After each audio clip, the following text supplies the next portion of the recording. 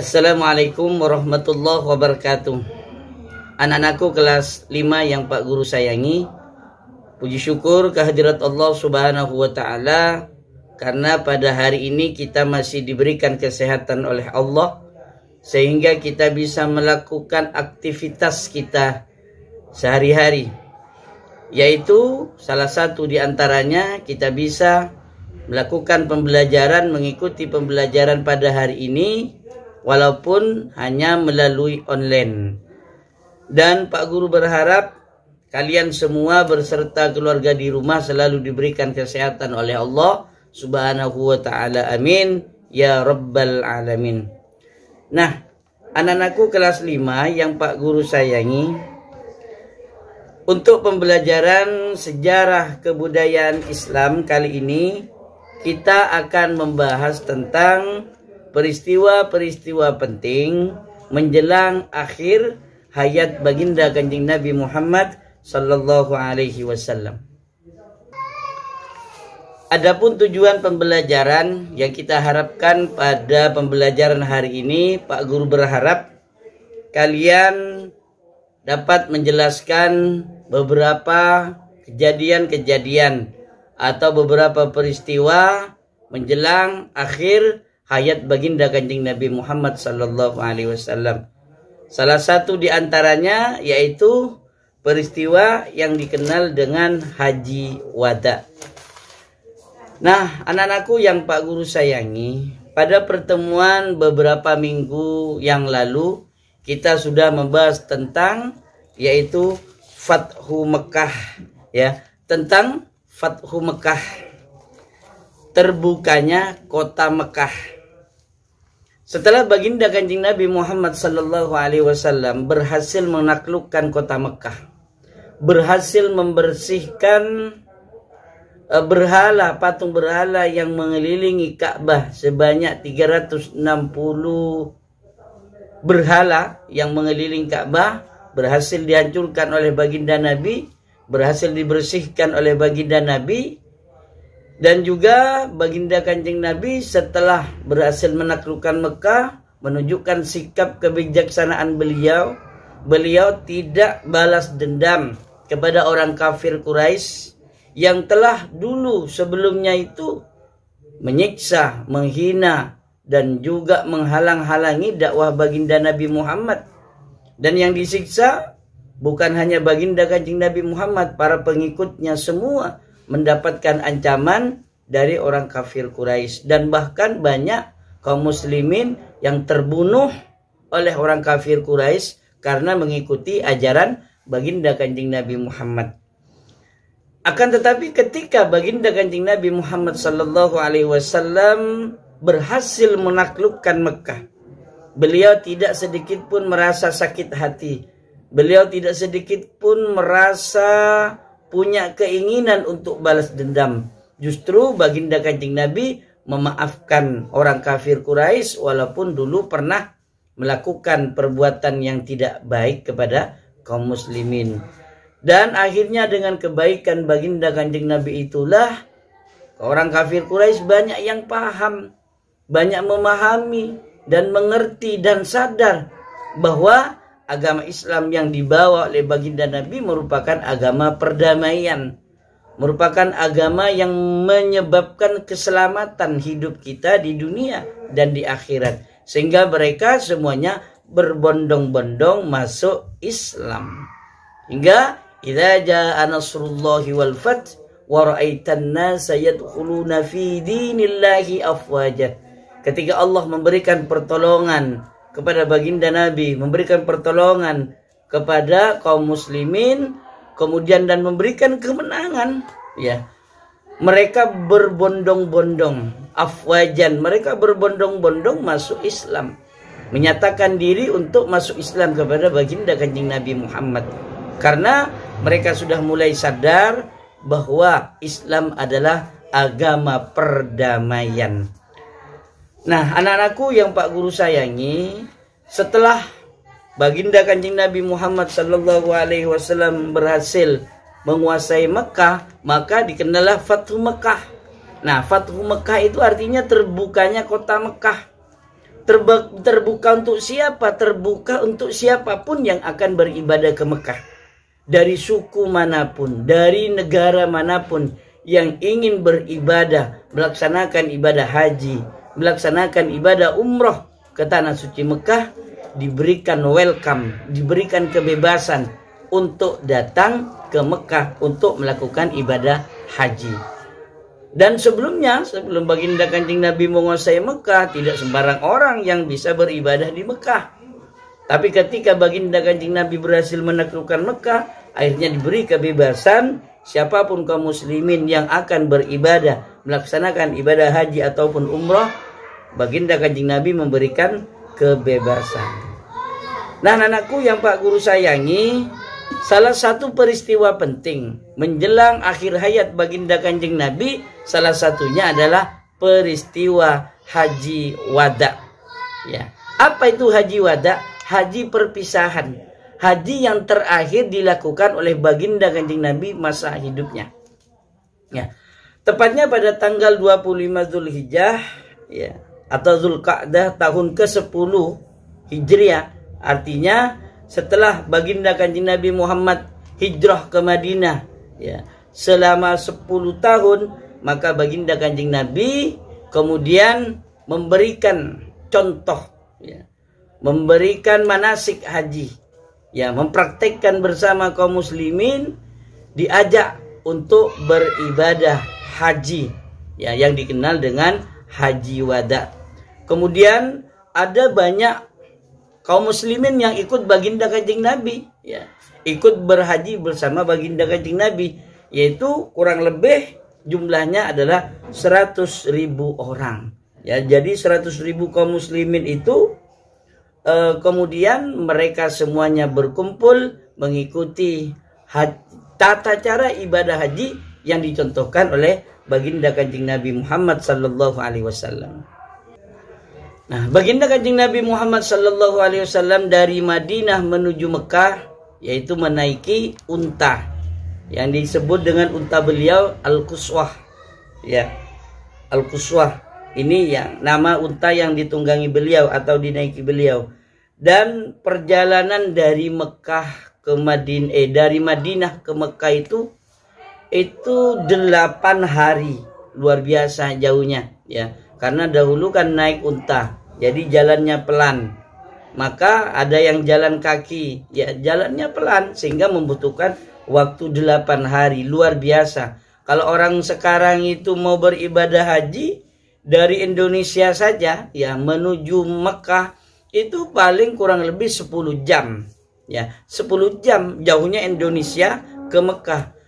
Tapi orang Madinah yang mau melaksanakan ibadah haji ke Mekah itu butuh 8 hari. Kenapa? Karena dulu jalan kaki, ya, butuh 8 hari. Tapi di Indonesia alhamdulillah kita naik pesawat dari Indonesia menuju Mekah itu kurang lebih 10 jam saja. Ini luar biasa, Allah memberikan nikmat kepada kita, kesempatan kepada kita untuk beribadah haji dengan segampang-gampangnya, ya, semudah-mudahnya. Berbeda dulu dengan ketika para sahabat baginda Nabi berjalan kaki sehingga memerlukan waktu selama 8 hari. Kemudian banyak hal yang dilakukan yang dicontohkan baginda Nabi ketika melaksanakan ibadah haji. Ada yang namanya lari-lari kecil dari Safa ke Marwah. Ini mengikuti jejak dulu Siti Hajar ketika bersama putranya yang bernama Ismail atau bernama Nabi Ismail, lari-lari kecil yang dikenal dengan sa'i, ya, lari kecil namanya yang dikenal dengan sa'i. Ada juga di situ, ya, memberikan contoh ketika ibadah haji yang namanya tawaf, ya. Baginda Kanjeng Nabi tawaf mengelilingi Ka'bah yaitu sebanyak 7 kali putaran, ya, 7 kali putaran. Kalau belum 7 kali putaran belum sempurna tawafnya, ya. Makanya ketika kita nanti beribadah haji ke Mekah, maka carilah ibadah-ibadah yang tidak bisa dilakukan di Indonesia. Apa diantaranya? Yaitu tawaf. Jadi kalau ke Mekah, baik ibadah umroh ataupun haji, perbanyaklah untuk bertawaf, sebagaimana yang dicontohkan oleh baginda Kanjeng Nabi Muhammad, yaitu mengelilingi Ka'bah sebanyak 7 kali putaran atau lingkaran ya. Kemudian baginda Kanjeng Nabi juga memberikan contoh berupa tahallul ya, memotong rambut ya. Dan juga beliau itu memberikan contoh wukuf di Arafah ya. Beliau juga memberikan contoh melaksanakan haji wada itu wukuf di Arafah ya, tepatnya pada tanggal, jadi dari tanggal 8 ya, kemudian tanggal 9, tanggal 10 itulah baginda Kanjeng Nabi melakukan wukuf di Arafah. Nah, ketika pada tanggal 10 Zulhijjah disitulah baginda Kanjeng Nabi Muhammad di atas unta di tengah-tengah padang Arafah ya. Di tengah-tengah beliau menyampaikan khutbah yang dikenal dengan khutbah haji wada. Ya, khutbah itu artinya berpidato, ceramah, bahasa menyampaikan dakwah Islam.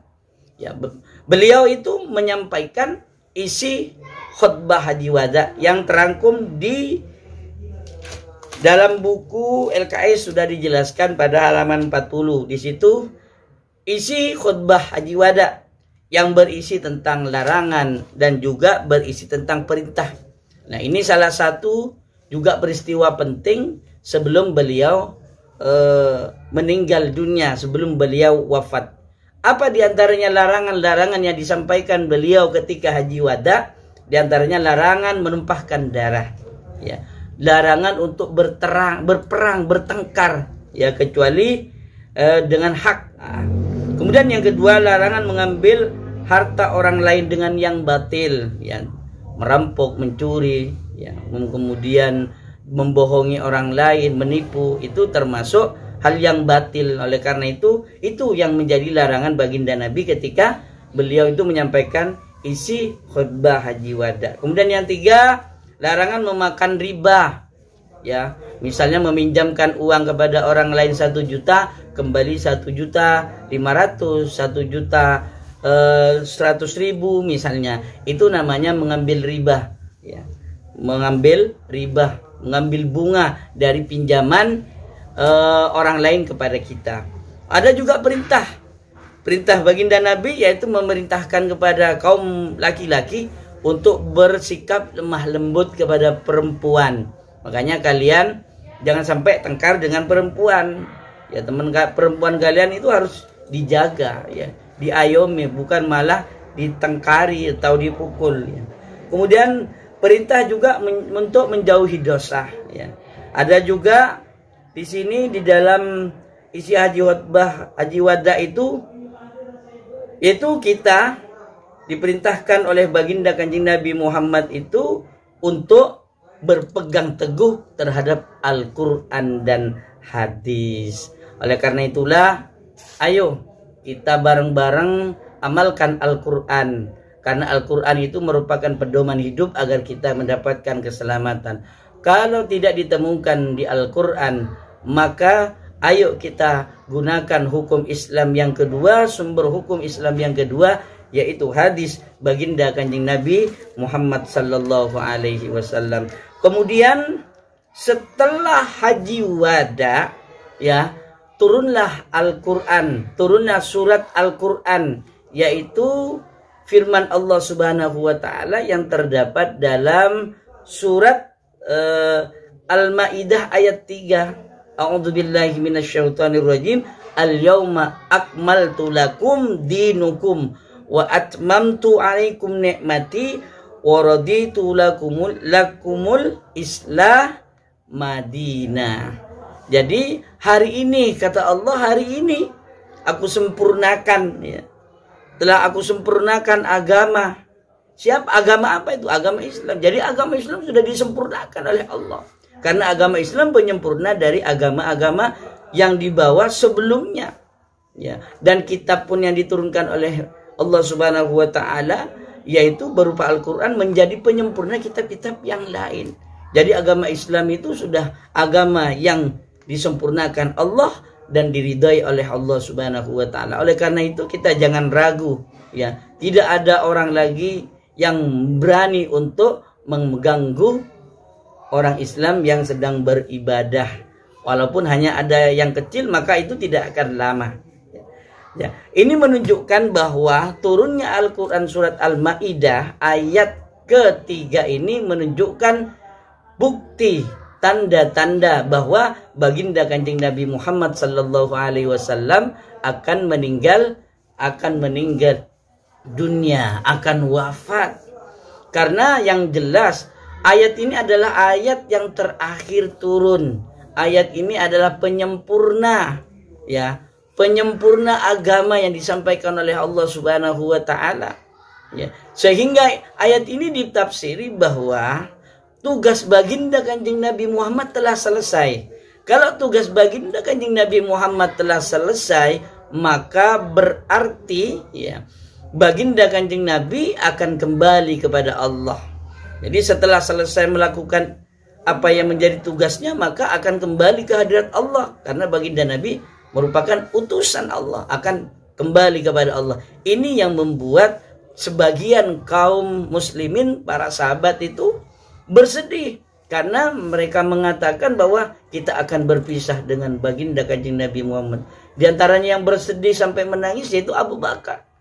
Karena mengatakan bahwa Nabi Muhammad ini akan meninggalkan kita. Karena tugas beliau sudah selesai. Berarti beliau akan kembali ke hadirat Allah. Ini yang ditangisi oleh kaum muslimin. Dan di antaranya yaitu Abu Bakar. Dan bahkan ada juga sebagian kaum muslimin yang senang dengan turunnya ayat itu. Karena menunjukkan bahwa agama yang dianutnya yaitu Islam adalah agama yang diridhai Allah, agama yang sempurna, agama yang telah disempurnakan oleh Allah Subhanahu wa taala. Maka orang yang memeluk agama Islam maka akan mendapatkan keselamatan di dunia dan akhirat. Sehingga mereka merasa puas, ya. Setelah masuk Islam mereka merasa puas, ya, dengan ditunjukkan ayat yang ketiga dalam surat Al-Ma'idah itu. Jadi ketika turun surat Al-Ma'idah ayat ketiga itu, ada yang bersedih, ada sedikit bersedih, ada juga bersedikit senang, ya, antara sedih dan senang, ya. Nah, anak-anakku yang Pak Guru sayangi, jadi itulah beberapa peristiwa tanda-tanda yang mengawali, ya, bahwa baginda Kanjeng Nabi Muhammad itu akan meninggal dunia atau wafat. Dan banyak lagi peristiwa-peristiwa yang lain, diantaranya juga yaitu ketika baginda Kanjeng Nabi Muhammad kembali ke Madinah, yaitu sudah dalam keadaan mulai sakit-sakitan dan lain sebagainya. Dan hanya ini yang dapat Pak Guru sampaikan. Dan untuk hari ini tidak ada tugas, karena insya Allah minggu depan baru Pak Guru akan beri tugas untuk kalian. Dari Pak Guru kurang lebihnya mohon dimaafkan. Allahul muwaffiq ila aqwamit thoriq. Wassalamualaikum warahmatullahi wabarakatuh.